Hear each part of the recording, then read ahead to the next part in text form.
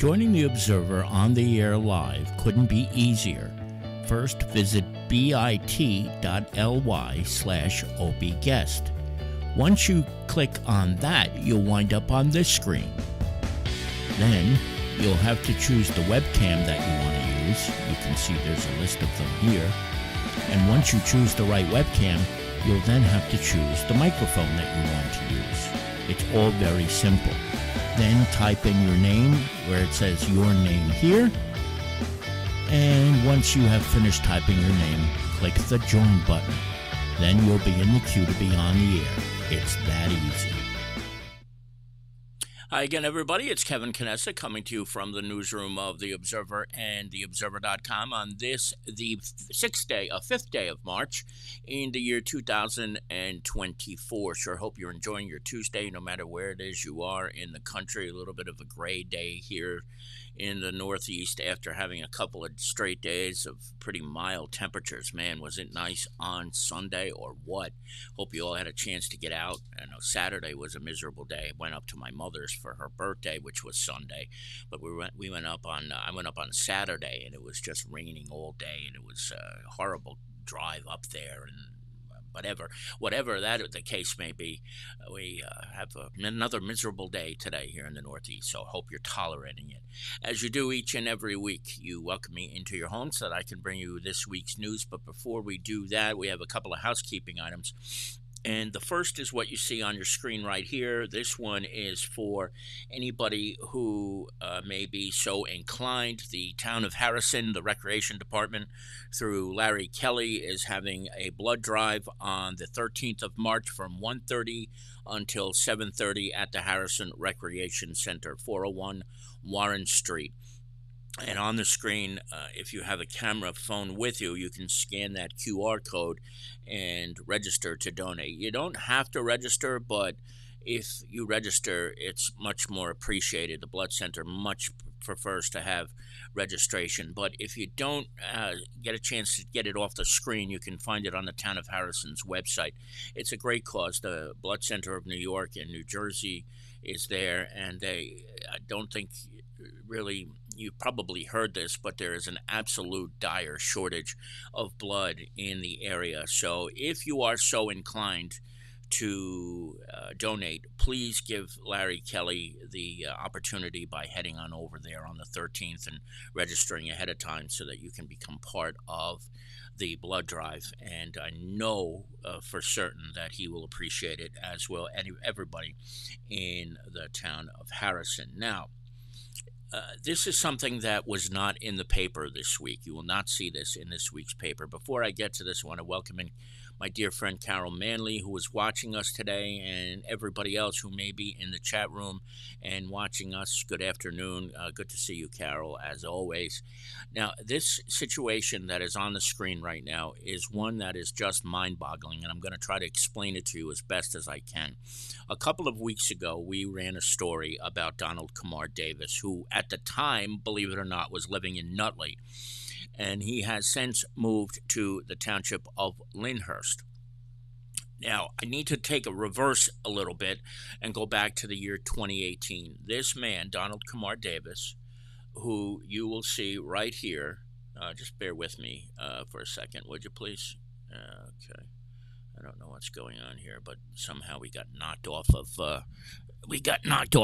some of our social media platforms. But this guy, Davis, was arrested in 2018 and charged with vehicular homicide in the death of a woman and her husband, an elderly couple in the township of Lodi. He has been charged with that crime and then was released from prison as he awaits trial, released from the jail, or I should say the Bergen County Jail. A couple of months ago, he was arrested after having just opened up a shop in Nutley and charged with the sexual assault of a minor, 2 counts. And this picture you see of him here was the press release that they sent out when he opened up this gym. And unfortunately, he was charged with having sexually abused a child in 2 towns in Bergen County. We got word yesterday from the Bergen County Prosecutor's Office, Mark Musella, that Mr. Kamar Davis has been charged with another count of sexual abuse of a minor in another community in Bergen County. So that means that he now has been charged with 3 counts of sexual assault of a child. I want you to think about this for a minute. He has already been charged with vehicular homicide of 2 people, an elderly couple, and then was sprung out of jail awaiting trial. He was arrested in December and charged with sexual assault of a minor, and then was sprung from jail.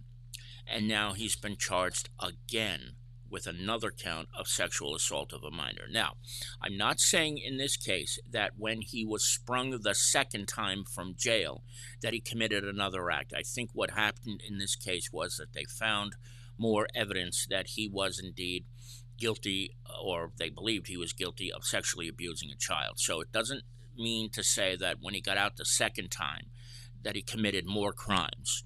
But the point to the whole story here, what I am just kind of perplexed about, is that the guy was charged with killing an elderly couple, 2 people, and then was told, all right, you're free to go until you have your trial. The trial hasn't started yet, and this crime took place in 2018. So that's 6 years ago here, 6 years. He's been awaiting trial. And then when he was arrested on the sexual assault charges in December, from what I can tell, all indications was that he was indeed sprung from jail, from Bergen County Jail, in December. And now he's behind bars again in the Bergen County Jail in Hackensack. Now, I checked but couldn't find any information about his current incarceration status, but my suspicion is that despite him now having 3 charges of sexual abuse against a minor and 2 charges of aggravated vehicular homicide, that he's probably going to get out yet again. And what does that tell you? What does that tell you, folks? This guy, who has had serious run-ins with the law, including taking 2 lives, keeps getting out of jail. And in between the time where he allegedly killed an elderly couple and opened up a shop of some sort, it was some kind of athletic training facility, he committed these heinous crimes allegedly against minors. Just think about that.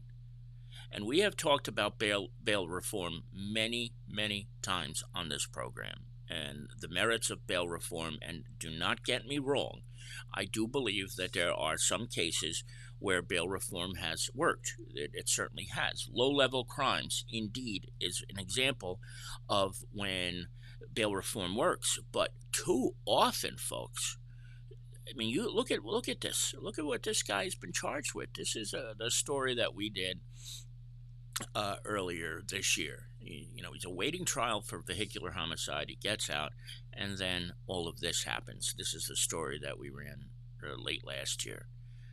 What does that tell you about the state of things in bail reform in New Jersey? That for the most part, it simply isn't working. That a guy could get out after he allegedly takes 2 lives and then go back and do this. If this is true, it's disgusting. And it is another example of why bail reform isn't working. Now, I'm going to call out one person here. He has no idea I'm going to say this, but Bergen County Commissioner Steve Tonelli, who's of North Arlington and who is a former councilman in the borough of North Arlington, said at the beginning of last year that one of his goals as a commissioner would be to really revisit bail reform in the state of New Jersey, because this is a state issue. You cannot forget that. This is not a local issue. This is a state issue, and this is what judges are facing on a daily basis, where they have no authority to remand somebody to a county jail as they await a trial because of a certain number of points that they have amassed over their careers as criminals. And that's why a lot of times first-time low-level offenders you will see, and I tend to agree with this, especially if it's something very, very minor, do get released without bail.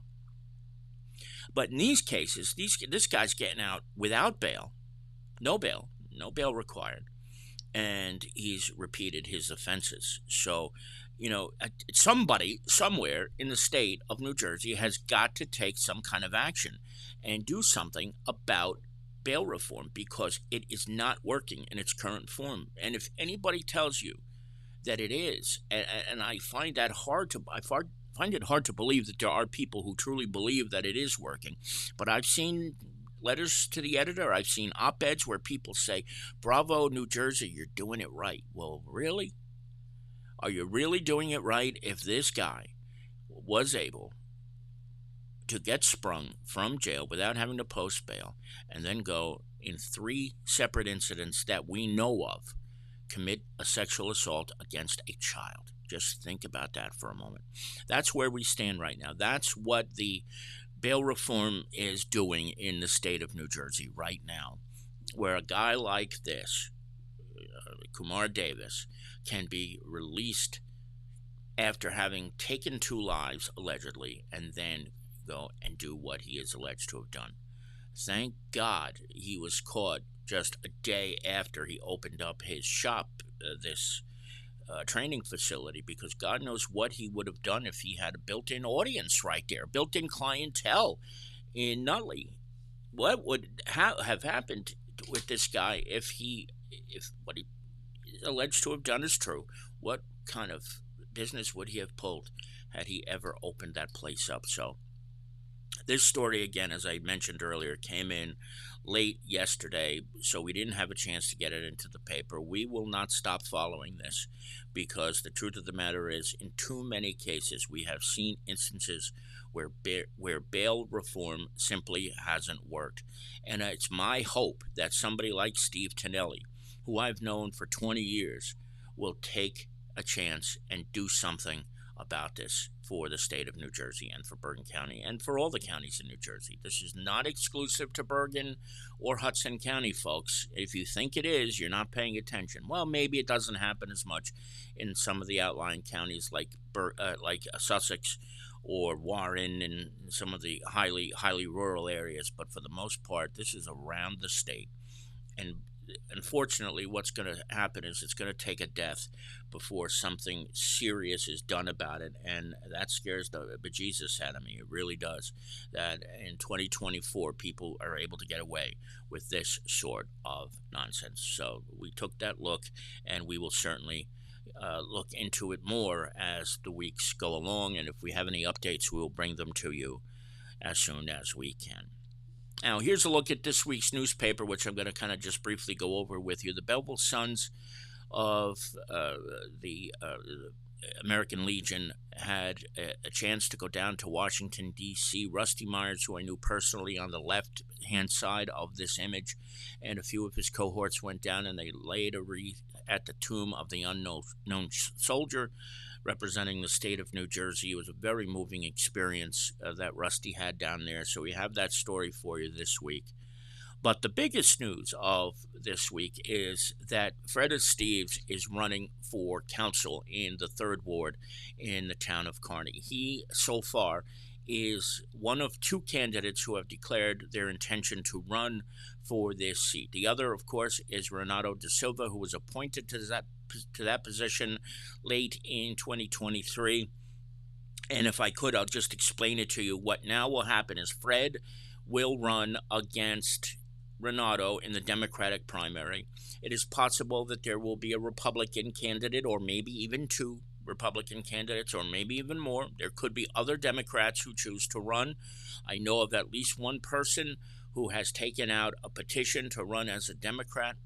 And then the winner of those 2 races in June, if there are candidates from the Republicans, and the winner among the Democrats will face off in November, and they will also possibly face anybody who runs as an unaffiliated candidate. Now, Fred brings with him a very extensive resume. He moved to Kearney 44 years ago. He is a veteran of the United States Army. He served in Vietnam. He was a member of the Kearney Planning Board for 25 years. He was on the UEZ board for 20 plus years.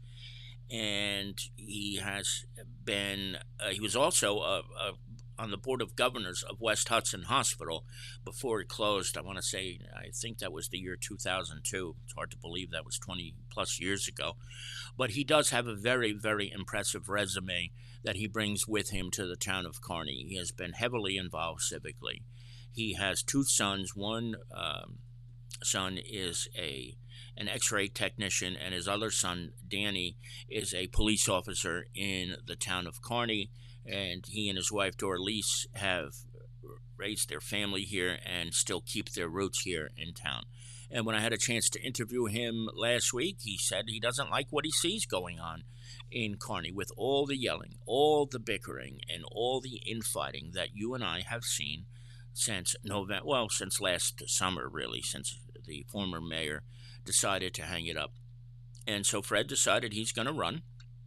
And his hope is that when he does get a chance to serve, if he does get a chance to serve, if he wins, that he could be one of the people who bridges the two sides together.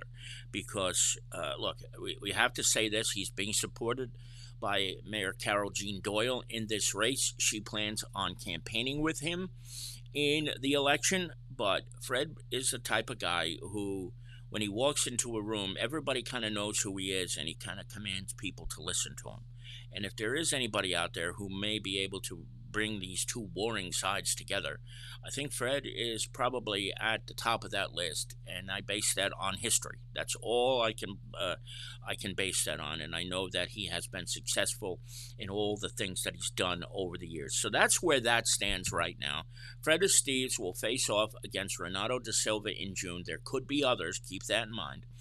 And then the winner faces the Republican winner in the June primary, and then they go and face off against each other, plus any unaffiliated candidates in November to become the 3rd Ward permanent council member. Now, also keep in mind that when that person does win the election, whomever it is, he or she will take the seat immediately. So if it's Renato da Silva, he will stay right where he is. But if Fred wins or anybody else wins, they will become the new member of the 3rd Ward Town Council the next day, or whenever Pat Clark, the town clerk, is able to certify the results of that election. So we will see. And then, lucky that person, he or she gets to run 1 year later again, because there's only 1 year left on that term, and we are back at it yet again in 2025. So we wish them all the luck in the world. It is not going to be an easy task over the next couple of weeks. We have a whole bunch of stories this week, including the story of a man who was charged with giving drugs to a friend at a motel in Lyndhurst. He was charged with strict liability because the drugs that he gave him allegedly led to the man's death. So check that out on page number 2. And if you know anybody from the St. Cecilia class of 1964, they are going to celebrate their 60th graduation reunion in the month of September, so there are details there. And I am told that my former colleague Karen Zordik is a member of the class of 1964 at St. Cecilia High School. So I'm sure that will be a very, very interesting experience, to say the very least. So check that out if you are a member of the class of 64 St. Cecilia High School. This item came to me from Detective Lieutenant Anthony Montaneri of the Nutley Police Department. This guy bilked an elderly woman out of $30,000 in cash. He convinced her to go to the bank and take out $30,000. And she did just that. And then he tried to get her to go out and take another $15,000, because, of course, you know, $30,000 is hardly enough. You need to have he needed to get up to $45,000 apparently. And then when he did this, instead of meeting the woman who he thought he was going to be giving the money to, it was the Nutley Police Department. So the guy from Queens got nabbed, and I think the person who got arrested was the money mule, and more than likely the person who was perpetrating the scam was in either Nigeria or India or Pakistan, where many of these money scams take place outside the country, so they're untraceable. But they have these American mules who will transport the money to wherever they're told after getting their cut. So Luckily, this guy was caught, and it's just a shame that poor woman had to lose $30,000 in the process. But, folks, I can't say it enough. Please be careful. If you get phone calls and they're asking for money, and if they ask for gift cards, if they ask you to withdraw cash from the bank, the chances of it being legitimate are so nil. They really are. Be careful with that stuff. Black History Month was February, and the Archdiocese of Newark celebrated a very lively Mass recently. So we have a little bit of a recap on that. And also here, this was the spelling bee that took place in North Darlington, the Knights of Columbus, through our friend Bill Mackey. Certainly handled that, and we have the winners of that. And the editorial this week, I addressed something that we talked about last week. And that, of course, was that horrific video of kids beating up other kids in Harrison, in Kearney. And I'm going to tell you something, folks. It's about a week ago now. And we have not received a single phone call about this at all. Not from any police department, not from any school system. Nobody has said a word. Nobody has said a word about this. I expected that maybe somebody would reach out to us. I'm not reaching out to anybody at all in this case. This is something where we would expect to hear from people. We haven't heard from anybody at all, and it's very disappointing because this is a very serious problem that's going unaddressed, it seems. Listen, I've heard people say that there have been arrests made, but too many parents didn't know about this. And nothing seems to be coming from this. It's very disappointing and kind of stunning, to be frank. I just can't believe that nobody anywhere was aware that this was going on. It's just too hard to believe, folks. It really is. So we will continue to follow this. We will follow it, but we are not going to be making phone calls. We will wait and see if any of the superintendents or chiefs or police officers or whatever decide to reach out and say what they're doing here. But we are not going to be making those phone calls. But we expect and hope that at some point we will hear from somebody. But I don't know. I guess I probably shouldn't be holding breath here. Okay. So that's where it stands. That's where it stands. And as we get to the end of the broadcast, I'm just now finding out that we were knocked off the air on Facebook on the Observer's page. So I've basically been talking to myself for the last half hour. So I apologize to any of you who will see this on a podcast. It is 53 minutes past the hour. Kevin Canessa here with you on the Observer Live. I want to thank each and every one of you for joining me.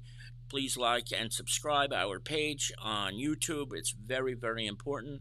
And we will see you back 1 week from today from the newsroom of The Observer and TheObserver.com. Take care, everybody.